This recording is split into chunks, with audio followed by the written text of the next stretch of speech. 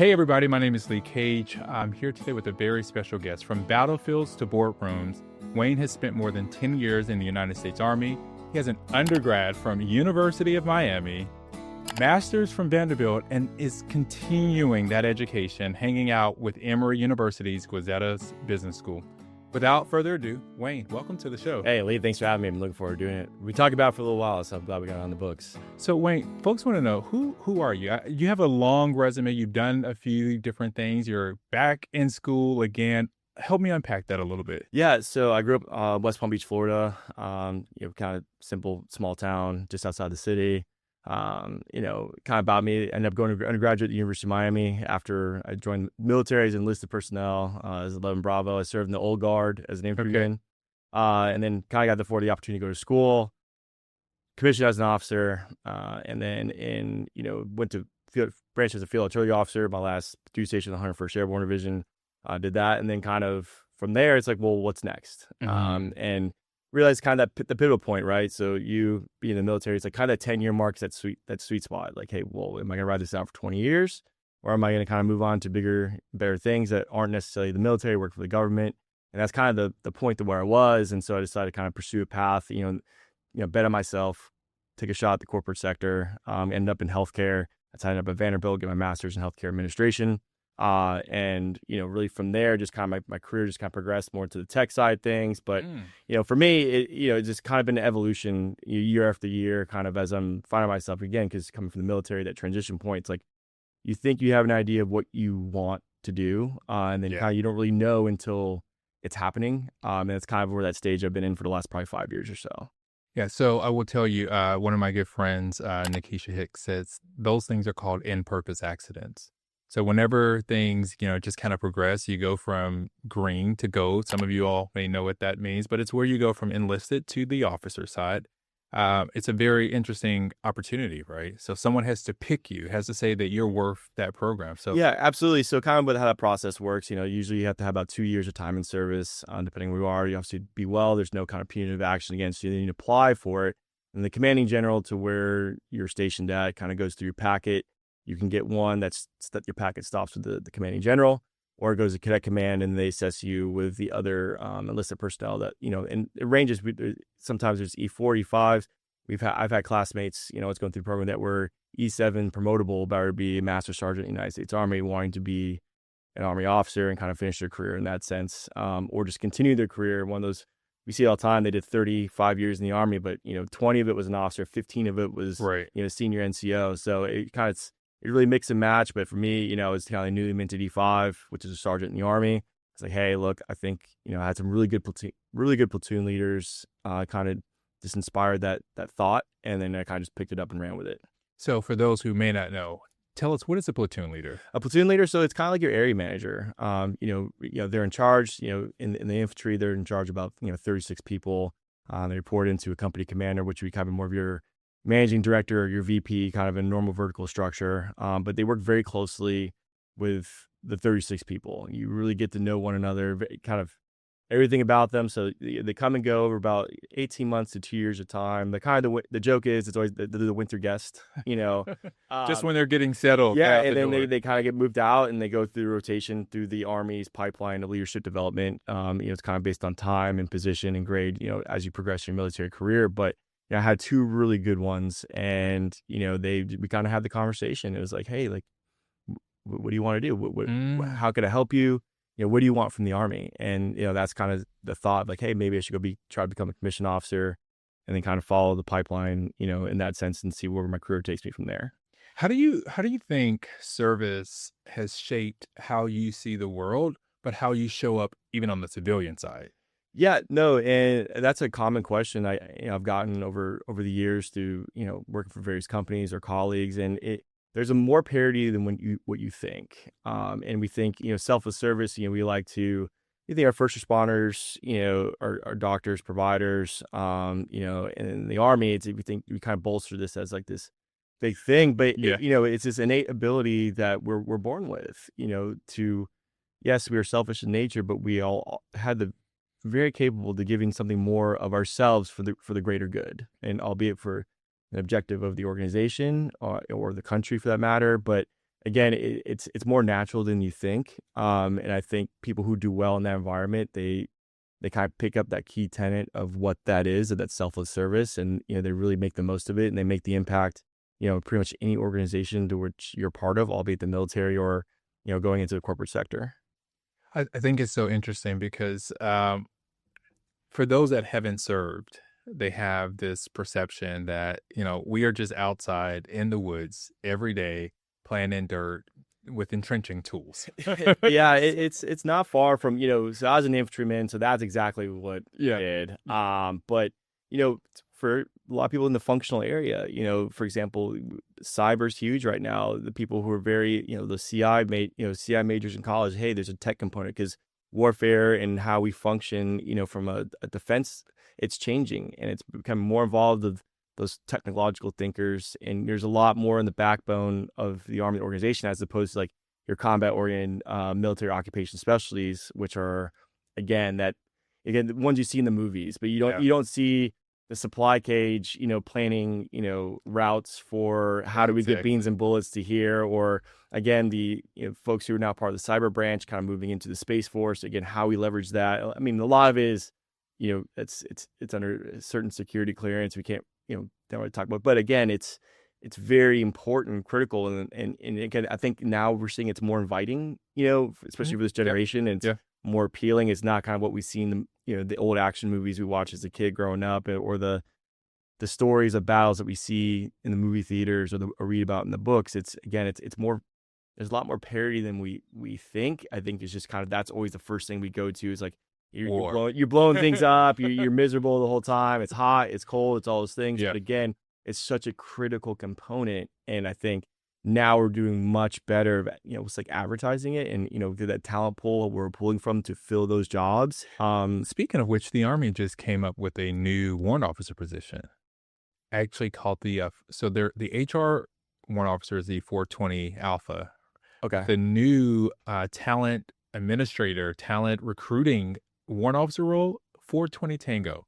Okay. Hot off the press in the last year for that actual reason to actually better market and help potential, applicants or candidates understand what it's like to go to work in the Army, not just serve in the Army. Yeah, no, and I think the Army's done that function. So like our JAG Corps, to where they'll go into kind of the sign is like, hey, you're on an insurmountable level of debt right now. The way out of it is to become an Army, a military lawyer working in the JAG Corps. You do your time, then you go out and it's like, hey, you're debt free. Go private practice. Go do whatever. Same thing with the Medical Services Corps. Right, right. They go into med schools, nursing schools, and they recruit.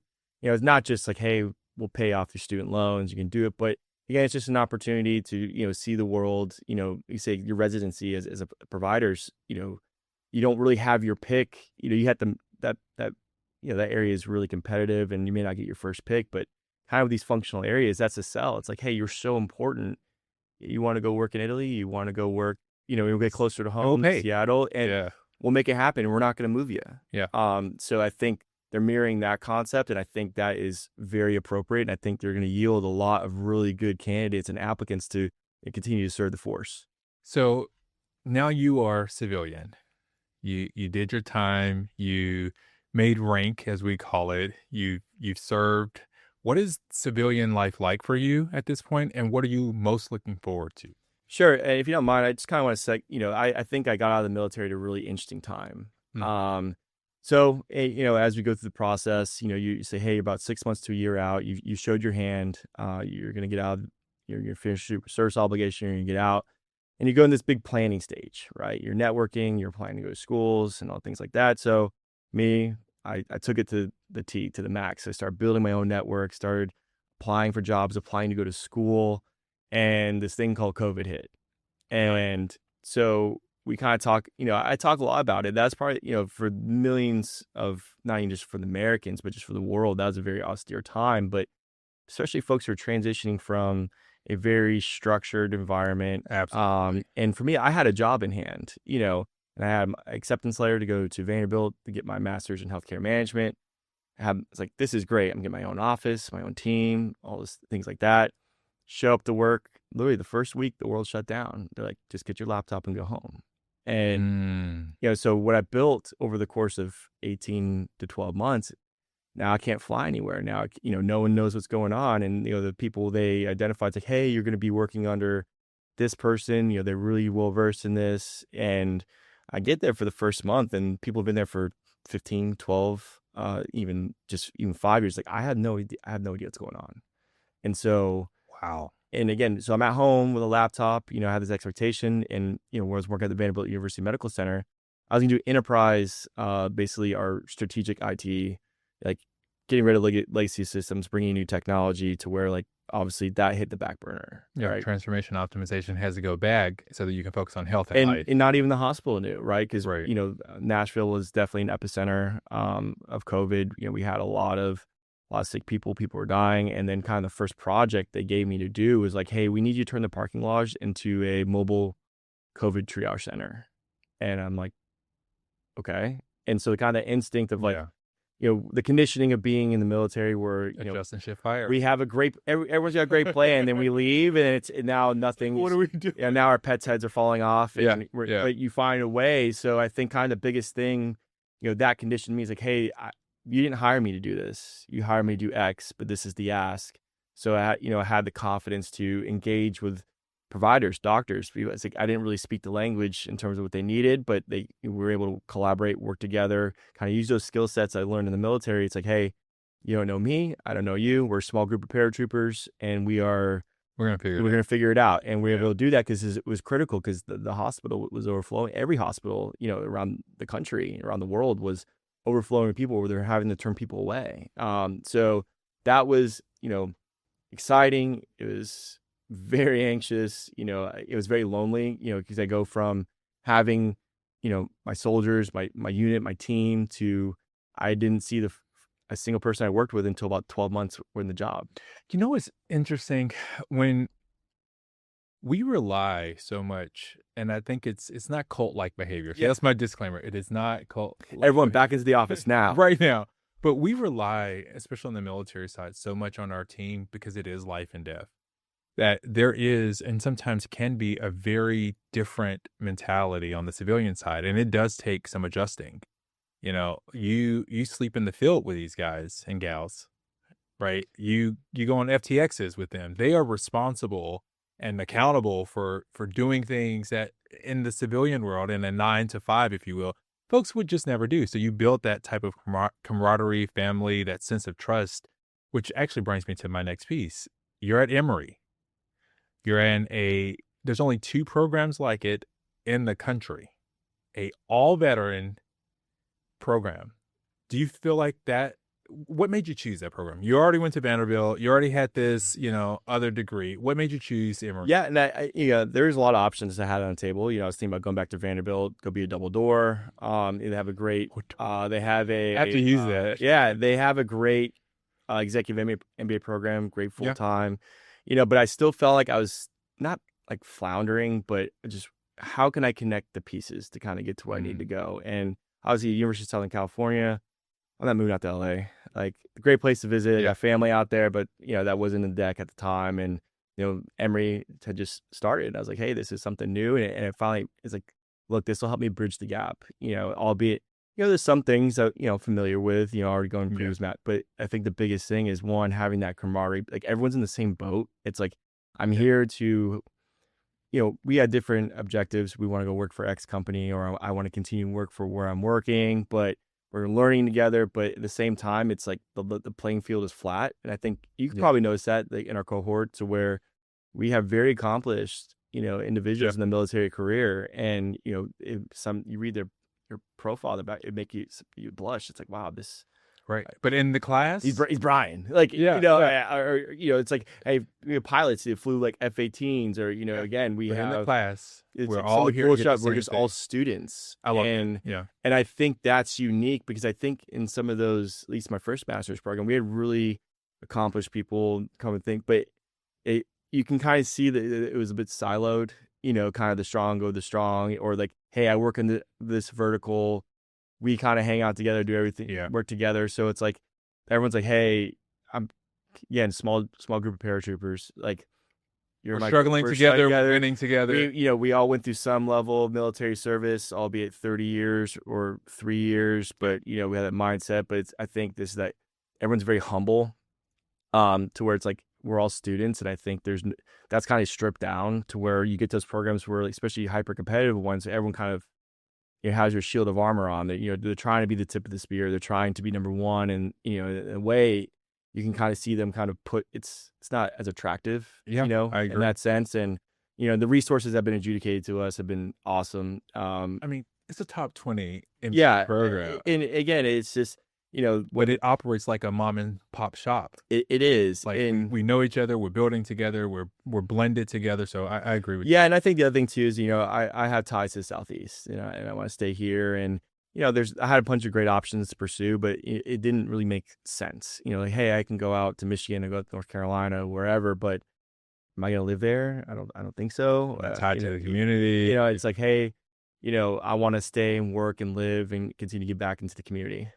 Love it. So we're gonna I have some questions aside for you. So you know what is one thing that you want to be remembered for when you look in the rearview mirror of your life when you're 120 years old? Okay, you just lived to the age of Moses or something like that. What's what's one thing you want to be remembered for? I think just kind of my legacy in general. I always remember, just it sounds so simple, but just a good dude. Like, just I always try to be genuine. I try to mean well. And I think it goes a long way in that regard. So it's like, you know, there could be some people say, hey, like, I want to remember for solving this or this kind of career, but it's like, hey, that was just like a good guy, albeit to work with, grab beer with, watch football, whatever. And I think that's really kind of important to me. And, I think everything else is just an accolade along the way. Mm. And they're all great. They're all just as powerful. But I think, that's kind of where my mind is on that. How do you balance ambition with contentment?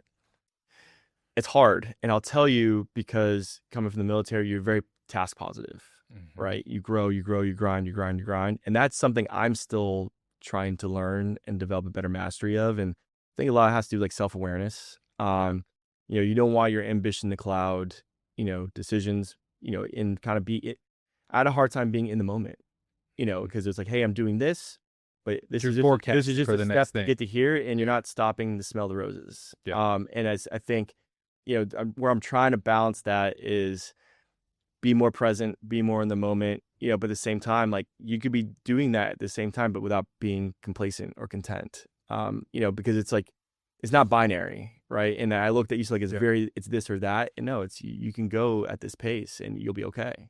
You may be exhausted, but Yeah. you can go at the pace. All right, the last one before we move to what we call rapid fire. Okay, what's one mantra or affirmation that you use to stay focused? Stay focused. It's control what you can control. It sounds so Yeah, simple, but in that sense, to where we want to have this sense of control. And again, kind of military, how we're wired is, if you're not in control, span and control. yeah. Yeah, And so I think with that, it's just be in the moment, control what you can control, and all I can control is my attitude. That's kind of the easiest thing for me to control, is just my attitude, how I approach life. Everything else will fall into place. If I can't control it, one day I can, maybe I can't, but just being, kind of surrendering to that and being okay with that. And I think that's just, really how, in this juncture in my life, to where that's been, very helpful for me moving forward. I love it. So, I'm gonna set the timer here. Okay, you're gonna get 2 minutes of rapid fire. Now, we want the first thing that comes to mind. We will judge you silently and out loud. Yeah, I know. Okay. Now you got me thinking about it. So thanks, Lee. All right, let's go. Texting or calling? Calling. Oh my gosh, we have a joker right up front. That's one you get to hold on to, All right. okay? Favorite childhood cartoon? I like Transformers. Winter coat or hoodie? Hoodie. Glass half full or glass half empty? Half full. Ooh, coffee or tea? Sweet tea. Ooh, hot or cold? Hot. Pizza or pasta? Pizza. Favorite genre of music? I'm a big trap rap. Rap? Yeah, that's It's from Trap. from Oh South, my from South Florida. gosh. Trap. I love it. It's a guilty pleasure. The judgment is happening right now. Okay. All right. love it. We'll need to unpack that one later. Favorite type of exercise? I like to lift weights. Okay. Sneakers or dress shoes? I'm wearing Jordans right now. So. Okay. Because of the trap rap. That's it. It's how it goes. I'm a South Florida kid. It's the culture. Okay. Favorite? I'm just gonna ask. Favorite line of one of your favorite rap songs? It's kind of real G's move in silence like lasagna. Okay. I like that. Yeah. I like that. It'd be fine. These people know. They are probably listen. Shout out to. I had a CEO one time. Okay. I'm just detour off, and I learned that one of her favorite things to listen to was like R&B and let's just call it trap rap for the sake. Oh yeah, it's very close to it. So she would like bust out in lyrics. It's the best. Was known. It's the best. And this is like not the person you thought had this in them. So I'm wonderfully surprised. Okay. If your life was a movie, what would it be called? Beautiful disaster. No, I'm just kidding. No, man, that is tough. I would say, yeah, I don't even know. Okay. I mean, if your life was a children's book, what would it be oh, called? it'd be colored by numbers. Color by numbers. By numbers. If you go back and say something to your younger self, like looking back on Lil Wayne, trap rap, okay? Wheezy. Lil Wayne, what would you say to yourself?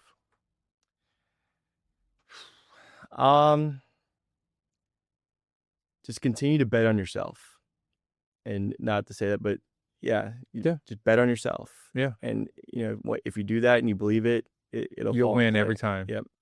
All right, Wayne, you got this joker. I could not have anticipated that, but here we are. So that means that you get to ask me one question. Ooh, it's tough. All right, the judgment is going to be here.